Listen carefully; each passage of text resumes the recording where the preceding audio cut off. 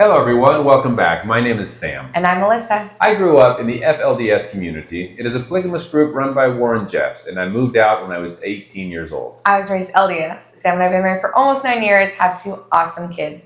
And now on this channel, our mission here is to create compassion for communities that are misunderstood, marginalized, and or abused by their leaders, as well as empower those who have left, like Sam, by giving them a platform to share their stories with the world.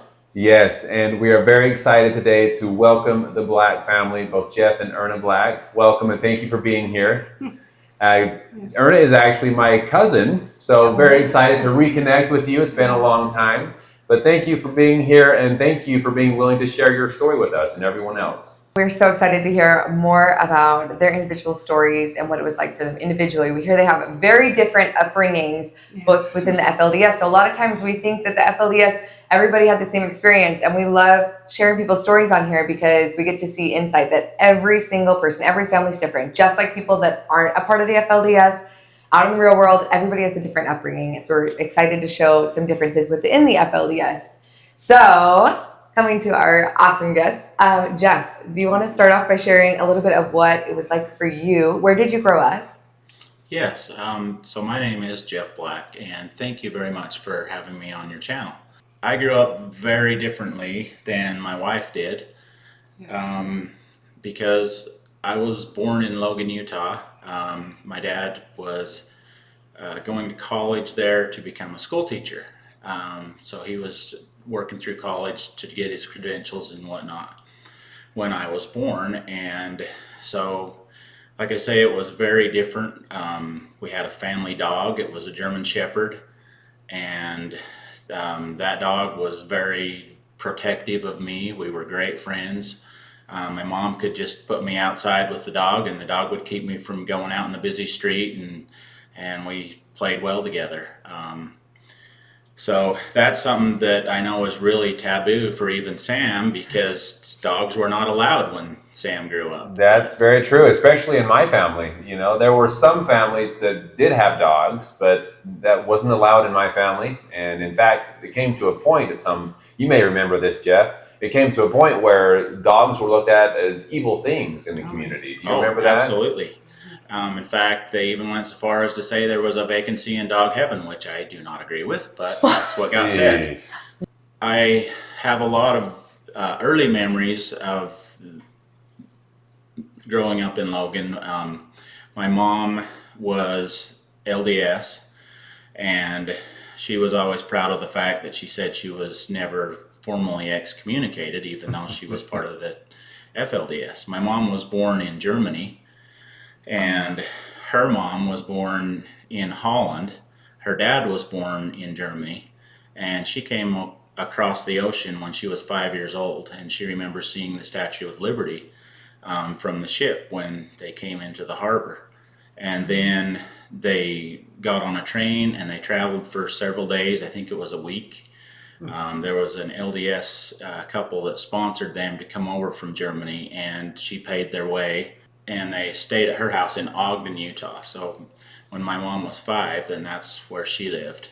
So had been converted to Mormonism in Europe, and then their whole trip to America was to be able to make it to Utah. Correct. That is an incredible journey coming that far for religious beliefs. Correct. Yes. Wow. But I guess my mom's parents weren't entirely satisfied with just the LDS, and so they their whole life went religious shopping, so to speak, with different LDS groups for the religion, trying to decide which one was really the true religion. So I guess they weren't happy with their mainstream LDS, and so they went all around. And one of the things that they did, at first, they joined the Coonses, and so my mom's oldest sister married one of the Coons. And then I guess they got dissatisfied with them, and they ended up found the FLDS, and so my mom married my dad there. Do you know if was your parents' marriage an arranged marriage? Yes. Okay. So her family, how old was she when the family became part of the FLDS, and what age was she when she was married? Do you know? Yes, she was 15, and she was married when she was 16. Wow. And do you know how old your father was at that time? My dad was 25.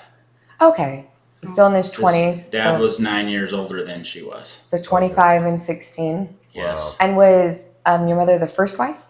Yes. Your father? Okay. And the only wife, actually. Oh, really? She remained the only wife. Yes. That would be unique to the FLDS. Yep. And Correct. I also just wanted to point out how interesting it is that they were convinced that the LDS belief was the truth, but they just thought that there was a different group out there that they had to shop around for and try to find the right group, because a lot of people will leave one entire, I guess, belief system and try to go find something completely different because they didn't feel okay about that. But all of these groups were very similar, just the little different practices. That is, I agree, also very interesting. I think it was also unusual, tell me if I'm wrong, but for your parents to be placed at that time, because most people dated or at least met each other and asked permission to get married. Correct. Back in those days, my parents often talked about that there was dating, and that was pretty much the normal. My dad, though, was a grandson to the prophet at the time, who was Leroy Johnson. So Leroy Johnson is my great-grandpa.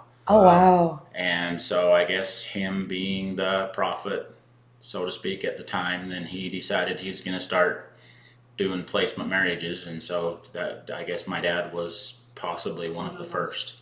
Oh, wow. Okay. So living in Salt Lake as FLDS, or growing up in Salt Lake and Logan area, you said, right? When you were younger. Actually, interesting enough, we moved all over the place. So the earliest memories, Logan, then we moved to Cedar City, then we moved to actually out to the Short Creek, and I went to first and second grade there in the FLDS, and then third grade and fourth grade. Third grade was in Washington, Utah. Fourth grade, we're back to Salt Lake, and then from fourth grade through till I was like 12 years old, so probably seventh grade, then it was pretty much Salt Lake. Okay. Were those movements dictated by the church at all, or was it all familial because of work or it was normal all circumstances? Work for whatever reason my dad had. I honestly believe that my dad was autistic. He was extremely intelligent. It would be part of what some people would call Asperger's. And I believe that's what my dad had. And so a lot of people didn't understand him really well.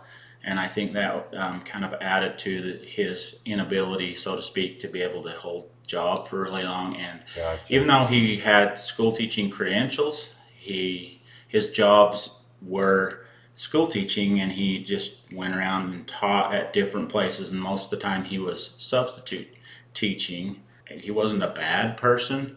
I mean, I have some bad abuses that happened from him because he could get really angry, but I think that's also characteristic of Asperger's and whatnot. But he had a very, very gentle side to him, which in my mom's words, that's the part of him that she absolutely loved. And I believe that I'm the person that I am because I loved that side of him as well. So he was a very good dad, but he could be very unreasonable too. Yeah. I know you said there were some main things that you felt like growing up were a lot different. Things like being able to watch cartoons. Oh yes, thank you. And things like that. What were some of those rules? And then also, did you know at that time growing up that they were different than the way other FLDS children were being raised? Like, did you know there was a difference? Like, oh, I get to do these things and other kids within the religion aren't? Or were you just in your own bubble of you thought everybody got to do that? I was in my own bubble, thought everybody got to do that, and was quite shocked actually after I got married to find out that that was really taboo and my wife did not get to do that. So what were some of those differences?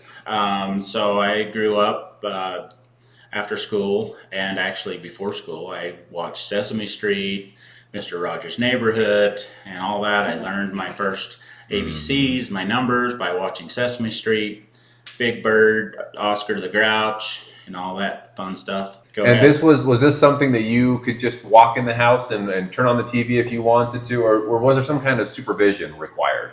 There was always supervision required. I was forbidden from turning the TV on unless it was Saturday morning. Saturday morning was open because we could watch Saturday morning cartoons, and my parents usually wanted to sleep in, so they're like, yeah, knock yourself out. Right. And, That's how I grew up. We kind of transitioned from A lot of the time growing up, we just had black and white TV, and there was a few times we were spoiled and had color TVs. So just watch out. So, I guess I'm kind of old and ancient because nobody knows what black and white is nowadays. Everybody has colors. Right. Yeah. Well, that is interesting because for me, and maybe for you as well, Erna, it was very different. There was no TV allowed. No. There was some movies allowed in our house, but it was direct supervision. We had to get approval, and in fact, our father had to be in the room with us to watch any kind of movie. Yeah. So that was what it was like for me growing up. And even then, the movies that we were allowed to watch were very selective.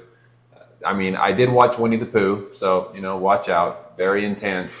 And we did, Bambi. let's see here. I think the most intense movie I actually watched as a kid was The Sound of Music.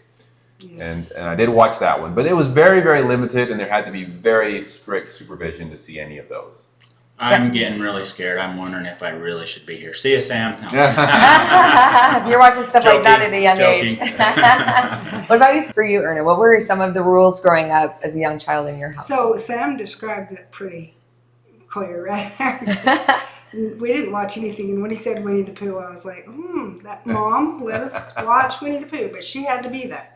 Okay. And my oldest daughter, she's 28 now, and at times Mom would come to my house and put Winnie the Pooh in and watch with her, and that was even a little bit taboo at the time, but nobody did, so Yeah. she did that. But no, we didn't watch.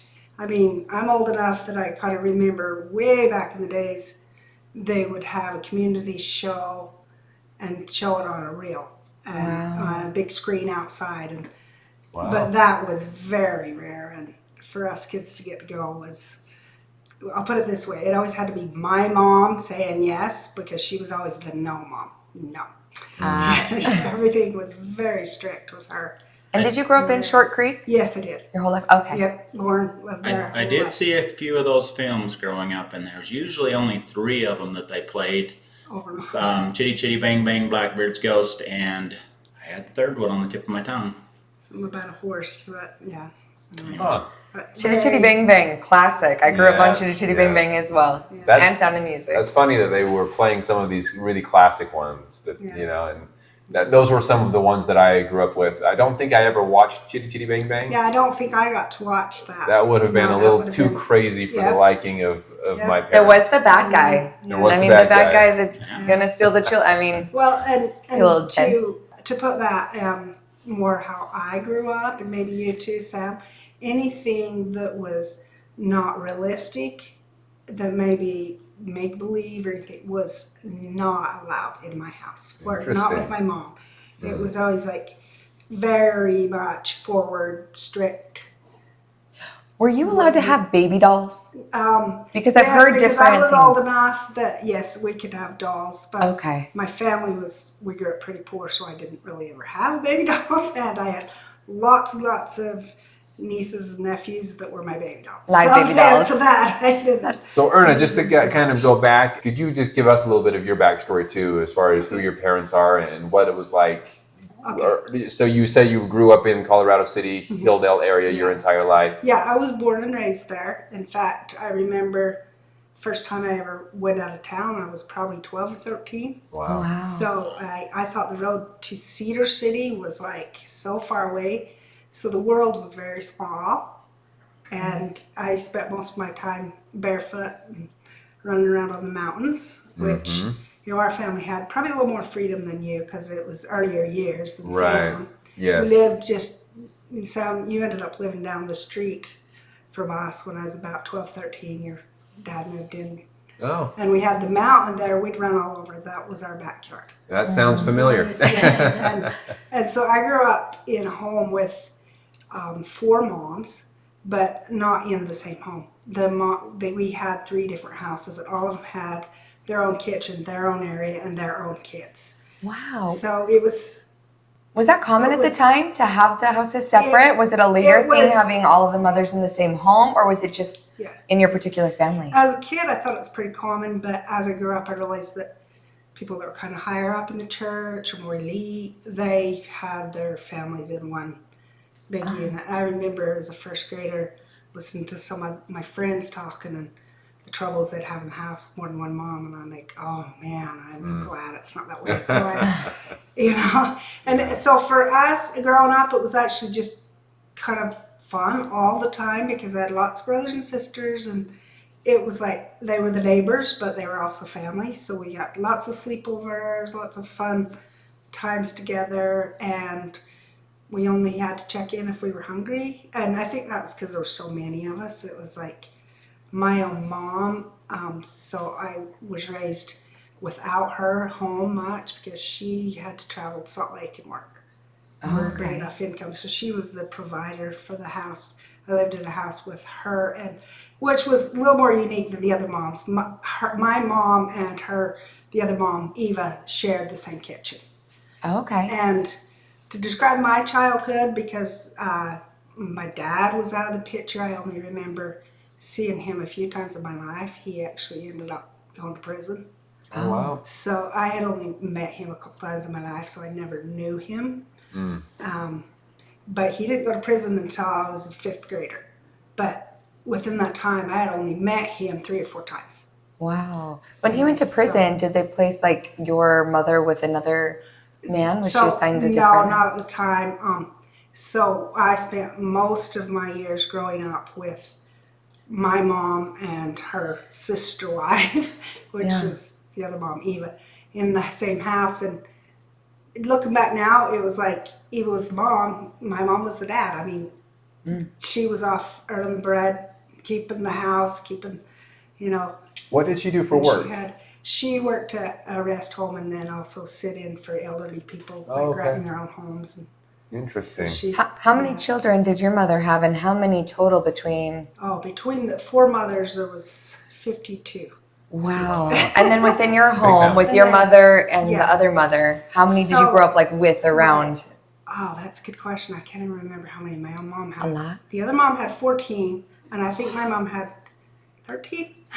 Wow. I do have to do some counting. But, Big family. and I can name them off as long as I start in order from one mom's kids down all the way. But I'm always impressed with any women that we interview are like, oh, I can name all my siblings and then I can count them. And whenever I ask the men, he's always like, I don't know, let me call my sister. I never list them out. Do you know how many siblings you have, Jeff? Absolutely. My mom had 10, and that includes me. There you go. Well, that's not very complicated. What about the other 3 wives? Didn't exist in my family. Yeah, that's interesting. More simple.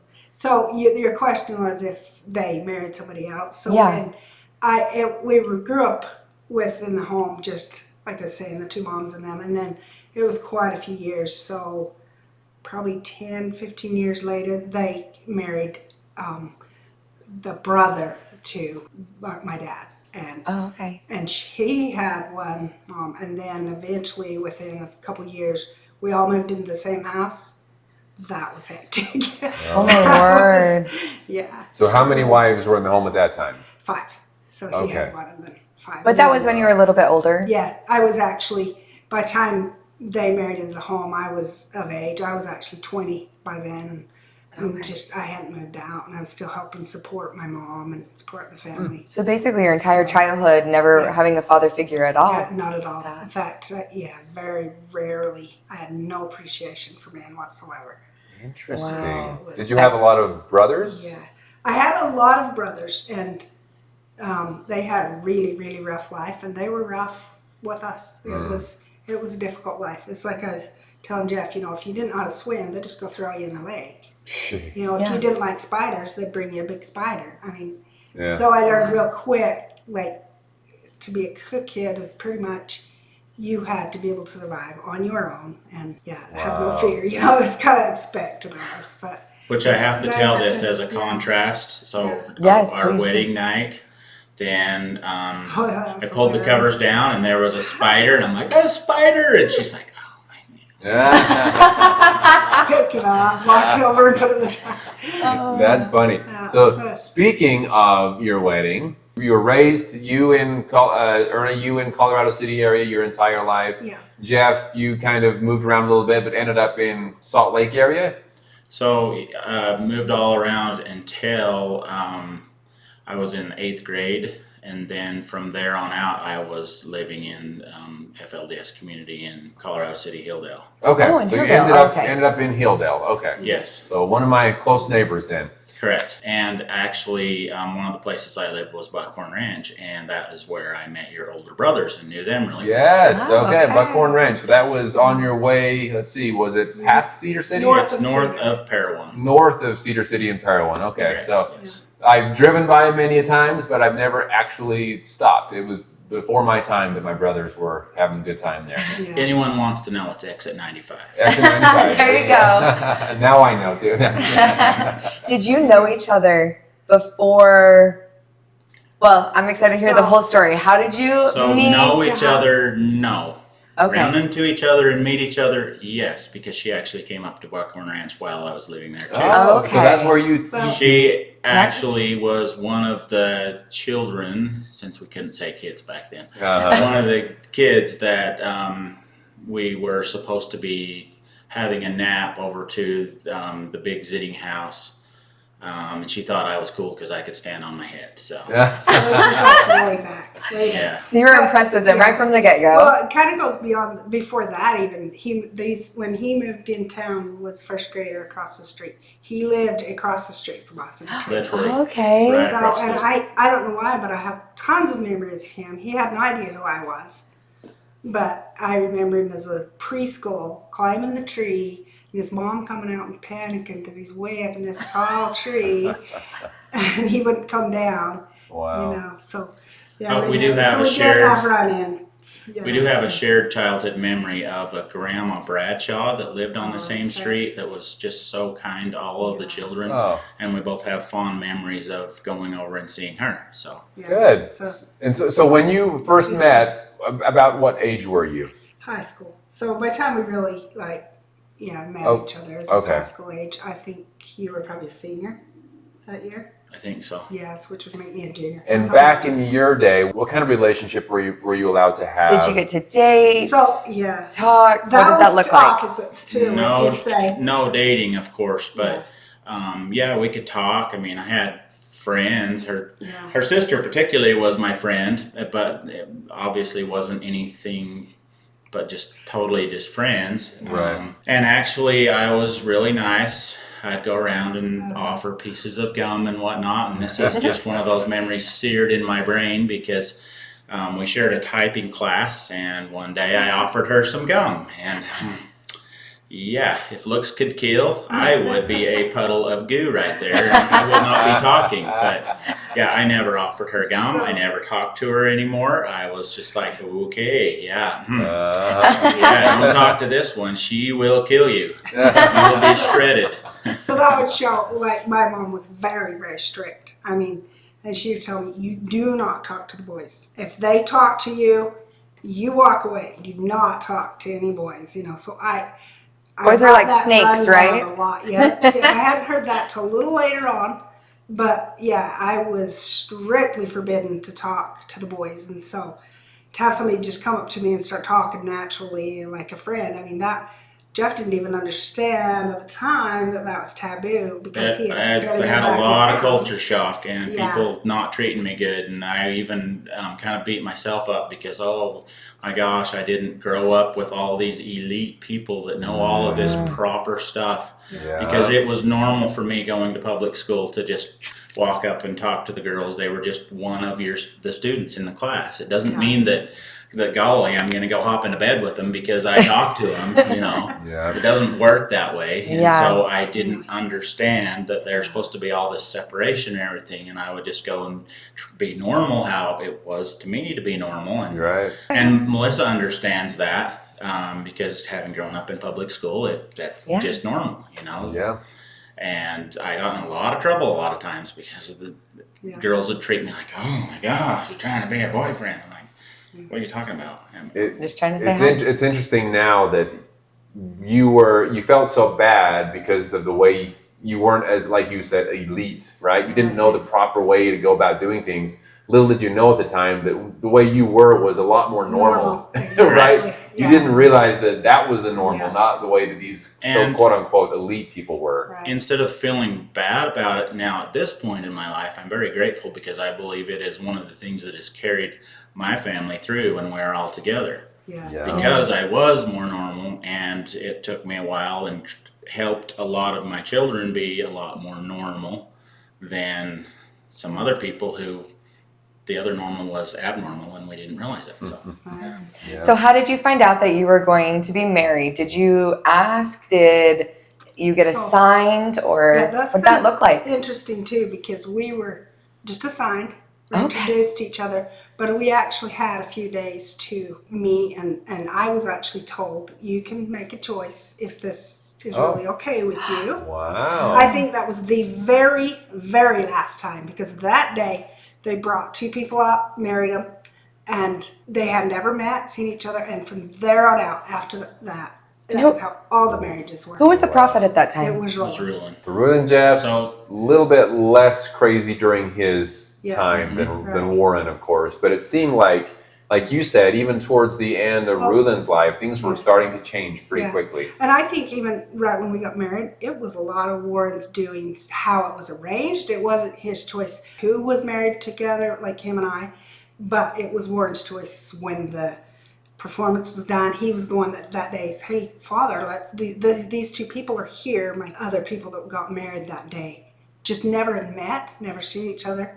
And we were all a little bit shocked. And at our wedding, Warren came in and announced that Father wants these weddings to be more private and no family after this. So him and I had all of our family, which was huge at the time because I have tons of extended family.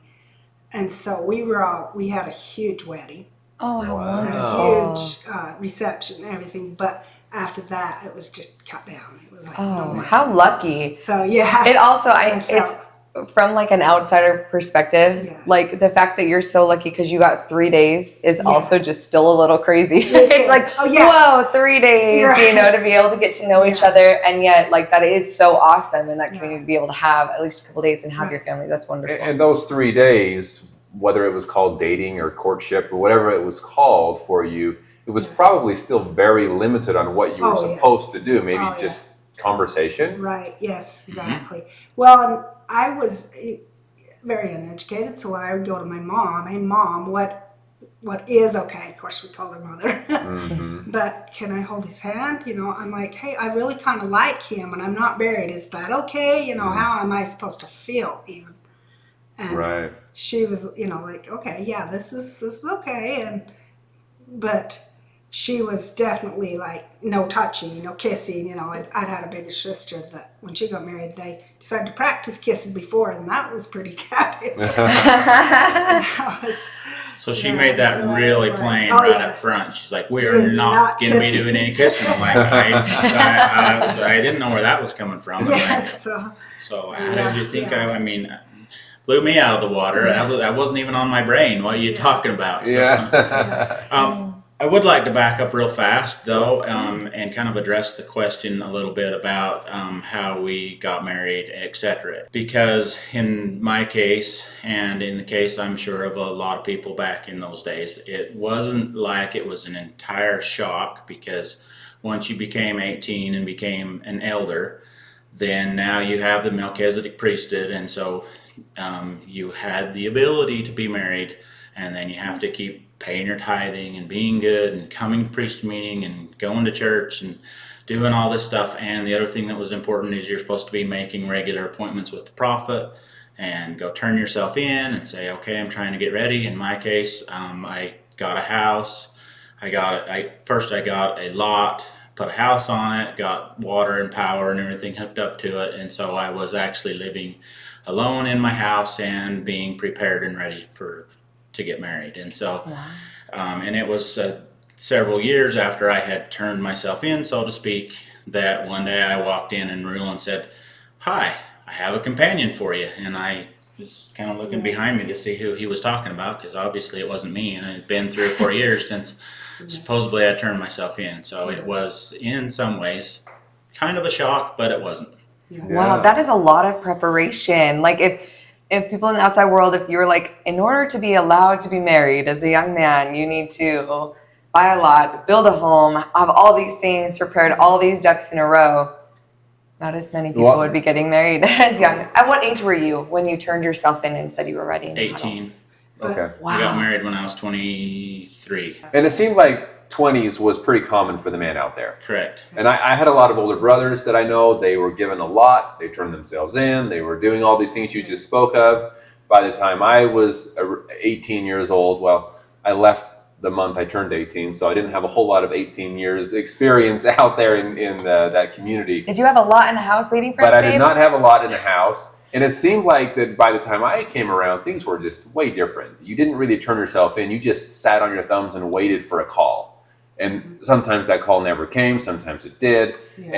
But it was just a lot different than what you described now. To be honest, I don't know but what I would have done what you did. Because if I wouldn't have had the hope and that, I wanted to go on with life, so to speak. I wanted to be one of the good people and start a family and, be able to talk to girls, at least one. At least. Just want to be able to have that person. So that was kind of your preparation, and then they said, okay, you can get married now. What you mentioned that the wedding was large. A lot of people were allowed to come. And you were allowed to have a reception. Yes. That is huge as well. My mom threw a reception. Of course, the rest of the family helped everything, but It's so wonderful. it was huge. Yeah, good. So, and what was the wedding? Because this is something that I've been wanting to ask someone that I don't have the answer to because I was never married out there. Mm-hmm. What was the wedding ceremony like? The actual getting married part? So we were told not to have the prophet's marriage done before we had a legal marriage, which is kind of interesting because after that quit too. Like So, they didn't worry about that legal marriage Correct. anymore. but we weren't Exactly. considered actually married until the so-called priesthood married us. And we were informed of that. So they used to Yeah. do Several it. They people used to told do it similarly to the way the mainstream LDS church does it today. Is the civil marriage and then the marriage through the church or the sealing. Did they call it a sealing? Yes, Yes. was. Okay. Yes. All right. The marriage covenant, yes. Yeah.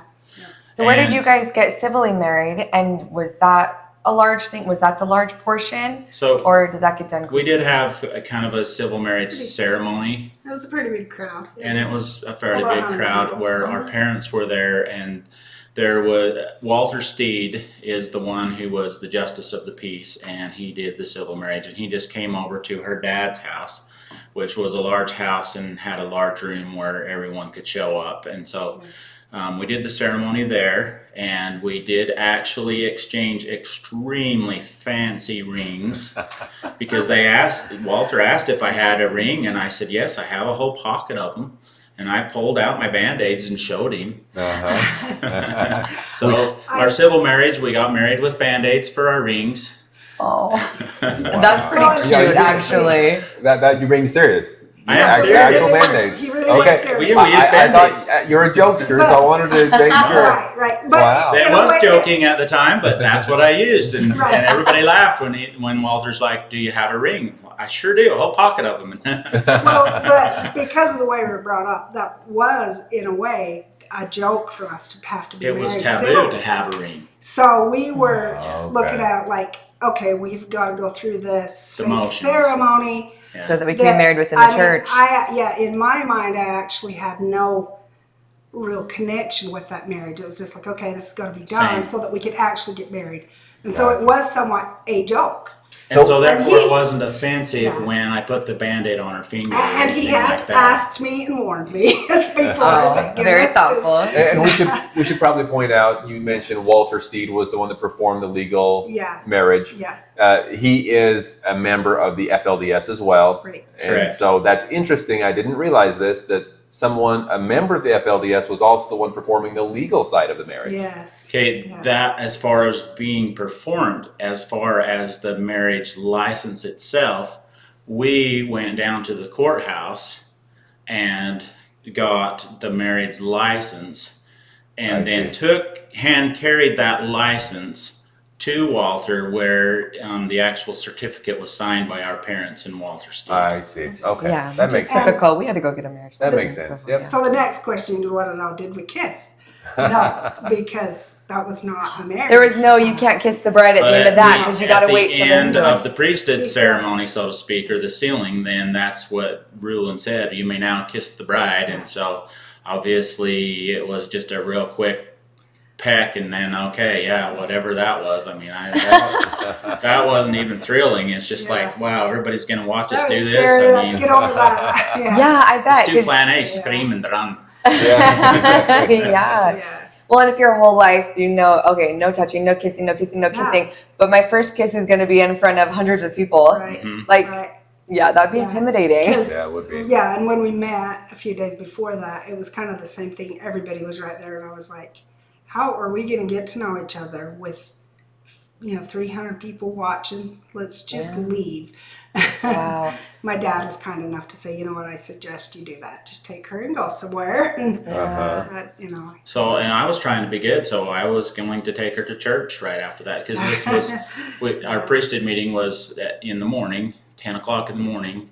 I think it got over at 10, and I was supposed to, as I went through the line at priesthood meeting, because they were trying to get a hold of her dad to find out if it was okay if I even could, because that's how it worked back then, because they actually respected the fathers or the dads. But thank goodness And- my dad did have enough respect to ask me if I was okay. Yeah. Yeah. So when I came through Did the appreciate line that. at priesthood meeting, then I shook Rulin's hand, and he was just shaking hands, and I didn't let go of his hand until he was supposed to tell me. Mm. And Wendell Nilsson was there, and he said, "Hey," and Rulin looked up, and he said, "Well, I talked to the man, and he said you can go ahead." And I said, "Right now?" "Yes, sir, right now." Okay, so Wow. I went straight over to her house. Everything so, was permission. yeah. Everything's permission Interesting. after. Yeah. Wow. Even to call me on the phone to invite me to come with him the next day, I had to get permission through my dad before I could Wow. leave. So What was the Interesting. biggest shock? Because obviously your entire life you're being raised as a woman to be a wife and a mother, right? And the men are raised to be, all the preparation that you did to be ready to be a husband and a father. What was the biggest shock when you got married that you're like, this is different than what I expected my whole life to be? Was there anything that you were like, this is a lot different? Or was it exactly as you had expected? we both have different answers, probably. Yeah. Yeah. Sure. So in my case, my mom was extremely hurt by the fact that my dad would basically do a lot of forcing and say, "I am the priesthood head and you just have to do what I say." And I was determined that I was not going to be that kind of husband. And so in my case, I guess I was a bad priesthood man from the get-go, because I always asked her, and I always was careful that I never wanted to ask her anything that she was uncomfortable with. And I was so totally against being forced, because that is the number one thing that had happened to me that I was determined would never happen to any of my family, and that was to be forced. I was so against that. Well, that's amazing that you could look at the situation you were raised in and take the good and leave the bad and try to change that. That's all you can hope for, right? Mhm. Correct. So good job with that. Yeah. My answer would probably be the same, because I was just really shocked. The first thing I probably told him was like, okay, if you ask me a question and you want to know my opinion, then listen, because I was already like in defense mode. Like, you are a man and don't even ask me what I think if you're not listening anyway. And so that's probably one of the first things I was like, don't, if you're going to talk to me, listen. And he has always listened, but it was probably kind of both of us coming together from our different cultures, and we grew up completely different, but we both had quite a traumatized childhood, teenage years, And so that being said, one of the questions I get, or the assumptions that I've had different people say or ask, and that is that, "Oh, well, you were just an arranged marriage, and you just had the priesthood, and she always had to just do what you said, and love and everything just came naturally." And I'm like, no, absolutely not. It is no different than what you guys went through. There was a period of time, so we were married, fine, but there was still a period of time where we had to get to know each other, and as time progressed, and we had a choice: are we nobody succeeds in marriage without both people working at it. And Yeah. That's very true. there The 5 came years. about 5 year 5 point, years and we you got were to the like, point where Let's- we're finally figuring this out and making it work. But Yeah. But we then went through a lot of heck before that. So Yeah. Well, and I feel like, when you don't have the time to court and be able to date and get to know each other on that, I can only imagine that period of dating and getting to know is now just within that marriage time. Yeah. But you still have to go through it, right? Right. You still have to find out all those things. except in my case and in the FLDS, there was a lot of that where they're like, I'm the priesthood man and you will do what I say. That's Yeah. exactly. And that's what you hear about a lot. And that's your right. I right? never did that. And then, well, it supposedly was my right, but I didn't feel like that was right to treat the person that I loved that way. Right. And I told her from the get-go, okay, so I don't know you, but I just want you to know right now, I love you. If I change my mind, I will let you know. I figured I was going to hear it anytime. I've never changed my mind, never I think have, after- never will. yeah. So Okay. I think Yeah. after about 10 years, then we're finally like, you know what, we are friends. And then it was after that we fell in love. Like, honestly. Well, And that's a lot of years. coming together that way and being where a marriage is arranged, you would have to try to become friends Yeah. to begin with, to actually have a connection with each other, Yeah. and then move on to the I love you, Right. and Exactly. so Yeah. it's a very unique way to go about it, but Right. it's definitely, this arranged marriages happens in lots of different Yeah. cultures. But I'm very happy to hear that it worked out for you very well, because I know it wasn't the case for Yeah. everyone. Right. The Yeah. sad part is There it was a did lot of- affect the kids. It's Yeah. really hard on the kids. there's a lot of Yes. people even that were jealous of us and didn't treat us all that well. And it was because of that reason they could see that we loved each other. But I didn't go around like a lot of other examples that I'd seen, and that is that I hold the priesthood and here's my big stick and you will do what I say. Bam, bam, bam, bam. Yeah, people are resenting the fact that they weren't lucky enough to be able to have that. Right. Correct. Right? Yeah. It's really hard to see other people be happy when they're stuck in the same situation and aren't happy. But in my mind, then we were always told that it was a gift. That when you get married, it's a gift. And so I'm like, okay, well, if this is a gift, how am I going to treat my gift? And that's why I told her up front, I love you. And that was because I'm making that choice right now that I love you. Doesn't matter who you are. Doesn't matter where you came from. I don't really care. I love you, and we're going to figure this out together. And I think that was a very good starting point, which made all the difference, I believe, for our whole lives. Yeah. That's So good. how long after was it that you started having children? So our 9 months. The first one can come anytime. The second one takes 9 months. No, in our case, it took 9 months. so the first we had a child right away, and then the next one is 3 years younger than her, so 4 Okay. years. 4 years. Okay. And then Great. how many children total? 8. 8 children total. Neither one of us feel bad about that, though. It was good. That's We're glad. wonderful. Good. You say that you're glad to have that many. Is that what you're referring No, to? As far I'm as- saying we're still glad that we had our first one that fast. Oh, I see. Yeah, Okay. it kind of brought us together. It Yes. kind of helped us grow. I mean, that's kind of sad that that's how it had to happen. But when there's no dating, there's no time together. It's like the child became the common interest really Yeah. fast. Yeah. Not that. So I can makes see sense. that. I can see that. A lot of times, children you hear bring relationships together, and or at least they should. Yeah. It can also make things harder It Right. can, too in and certain it- ways, in right. certain But aspects, we had to right? grow up really fast, too, So, Yep. I Right. don't feel bad about that. And I took on the attitude that I will take care of you and my child, yeah. and that's what we did. So Good. So I was 23 by the time I had her, so it wasn't, an early marriage. Like I watched later years, a lot of really young girls, which I felt was young at 17. You had to be starting to or become a even mom. 16 in the case of my mom. Yeah. So. So, Yeah. And having children right away. So, and we'll get into this. Do you still have a relationship with all of your 8 children? Yes, Yes. we do.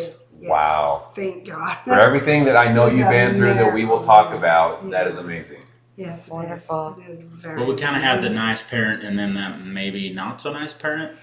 He said But there was you a never guess who the yes nice dad, parent and there was a no mom. was. Somebody had to keep everyone in check, huh? Yeah. Oh, God, Somebody yeah. had to keep all of the kids happy and Yeah. let them know they were all loved no matter what. And Even if survive. mom says no, here's your Yeah. piece of candy.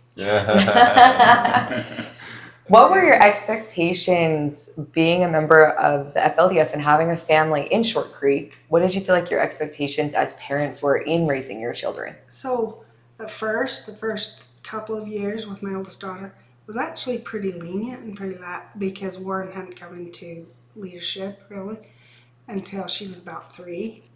But as soon as he started giving us guidelines, it got very strict. And I was very, very strict. My mom had been very pointed, do things exactly.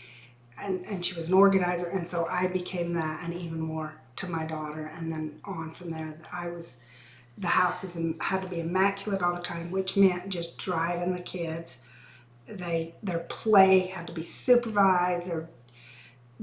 My oldest daughter at 3, we had to learn a whole new speech language, which I don't know if anybody else experienced that, but there was just words I couldn't use. I used as teenagers, like saying cool would have been taboo. Couldn't say did dad not or use that kids to with my daughter now at 3, even though, she had grown up for a couple of years pretty lax. Also the way I dressed her.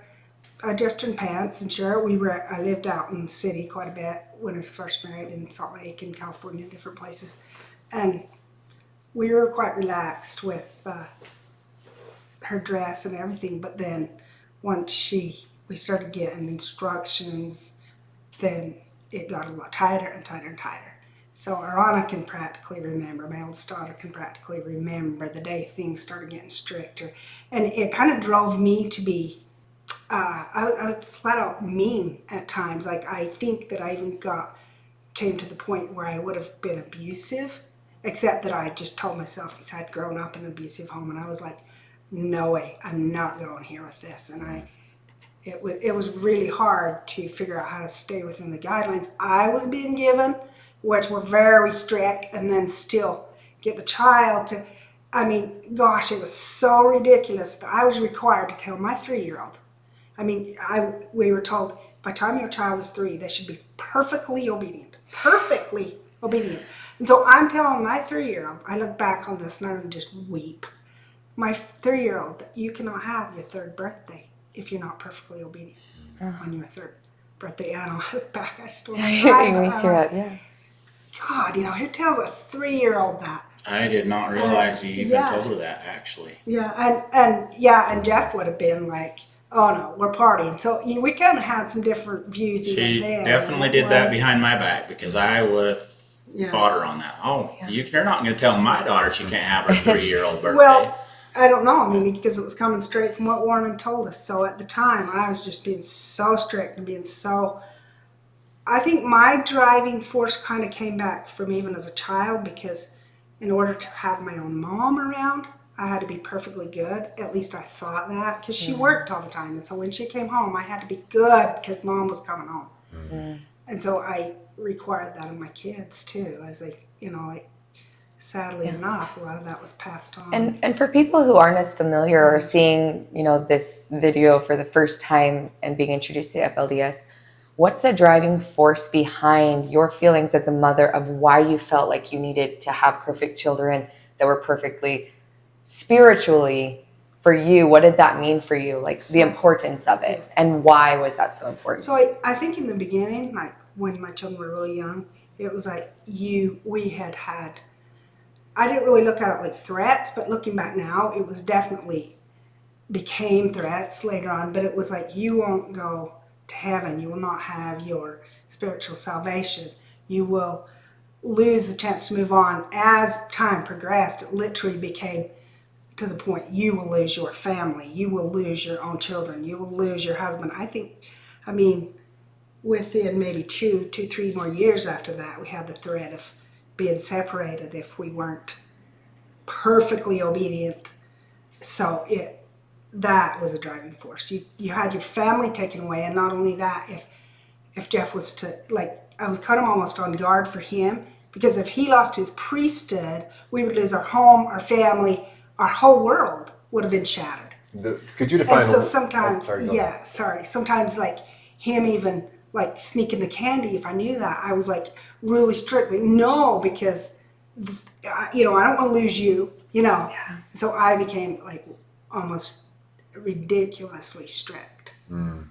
And this must have been during the time of Warren Jeffs, Yes, right? This was yes. after Rulin had passed Right, away. exactly. Things started Yeah. becoming this way. Right. Either one of you, Jeff or Erna, if you could explain, you mentioned if he were to lose his priesthood, what does that mean? Yeah. So if there were certain sins, if you committed, so to speak, that it would cause you to lose your priesthood. And in our case, I believe that we were one of Warren Jeff's test cases because due to certain circumstances that I have not any time to get involved with right now, then I so-called lost my priesthood, and we were separated for 63 days.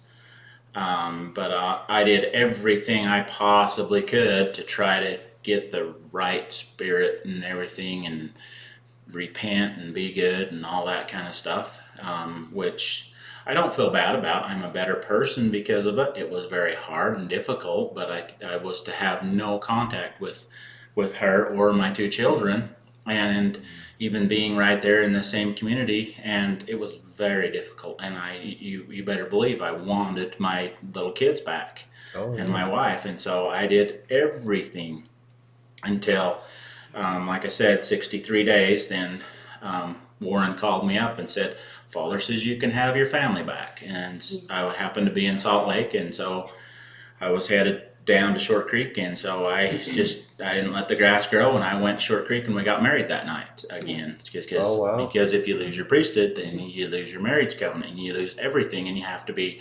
rebaptized and remarried. I did not know that. Did So you know that? losing your priesthood basically means excommunication. Pretty much. Like you're no longer part of the church. You're no longer welcome. You're not allowed to have your family. Yes. You lose everything. Yep. Because the church and the priesthood owns everything. Correct. Yeah. So literally, they moved me out of she kept the house. They moved me out of the house, and I got moved over to what was called at that time the Bishop's Apartments, and that's where I lived for 63 days.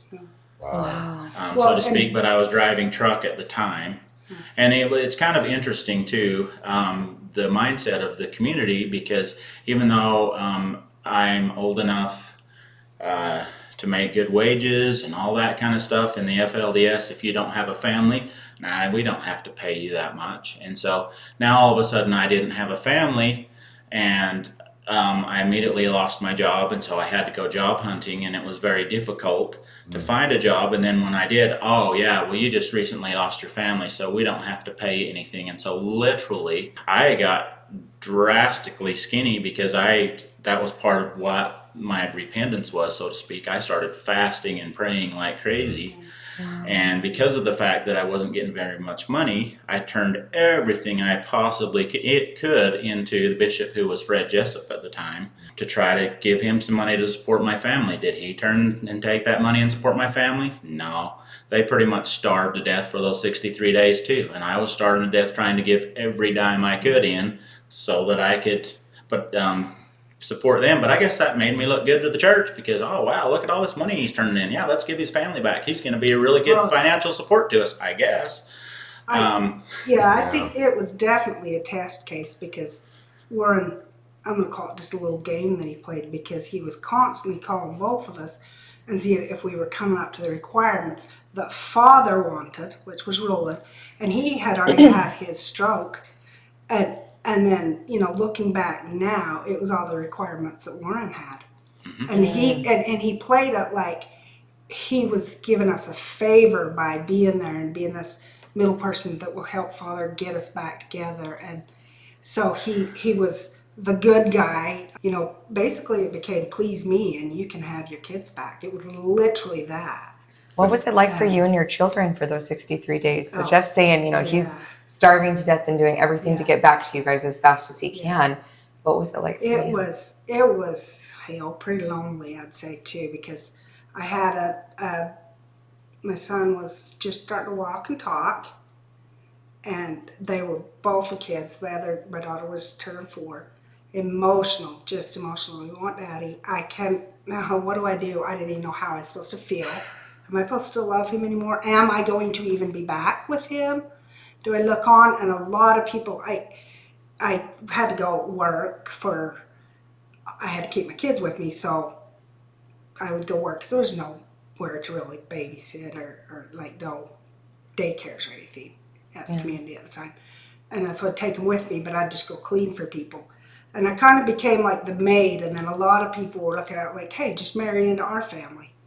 And it just got really uncomfortable really fast. Like, it just was, like, I wanted to just hide in a hole. But And honestly, I did have my own little trailer, though, to stay at. honestly, that was my number one fear, that she would just be reassigned. And so that's why I doubled down and tried going way above and beyond to the point of I nearly died, so to speak, because I ate very little. And I mean, literally, I went days and days and days without eating and just only drank water and stuff when I really had to. And Wow. because of that fact, and even to the point that when we were back together, then pretty much the whole community as a whole were like, oh wow, this is a miracle. And I had even my friends coming to me saying, oh, I don't know how you did it. I just don't think I could have done it. I couldn't have gone through that. And we just don't know how you did it. And how did you get your family back? And because it was really unheard of.